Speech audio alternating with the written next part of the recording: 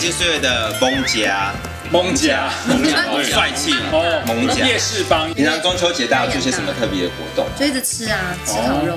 划龙舟啦。OK， 我想那个划龙舟，看人划的。找到了，不对，哦，有2个。第一题就GG了啦。乙方从 B 改成 A 又改成 C。对，他那个 A B 他是差 D 了。好，开始的时候啊，乙方跟少伟都写了 B， 对，然后都划掉，没错。然后2个人最后改的答案就改成 C。公布答案之后，有2个人会吐血。没错，真的，答案就是 B 牛郎。对啊。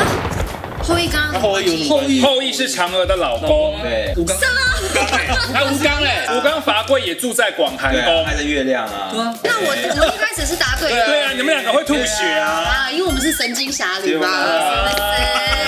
而且你看方哥都喜欢粗的啦，对，他那个 A 也是很好粗哦。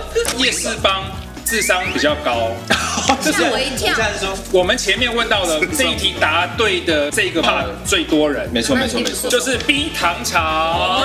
B 啊！前阵子写剧本刚好在查中秋节，好险。杨贵妃不是吃荔枝吗？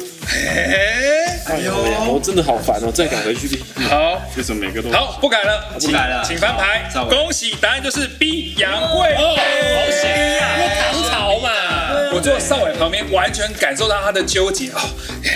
一下又改 B， 改过来。对，这2位都是快速回答型。我们是饭店的。对，我们可以方哥上面上那个噔，账号登出。对，在武侠小说看的比较多。对啊，答案就是 D 广寒宫。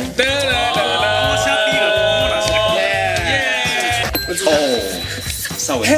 这一题乙方先写完答案呢。哎，我不是，我也不知道是不是啊。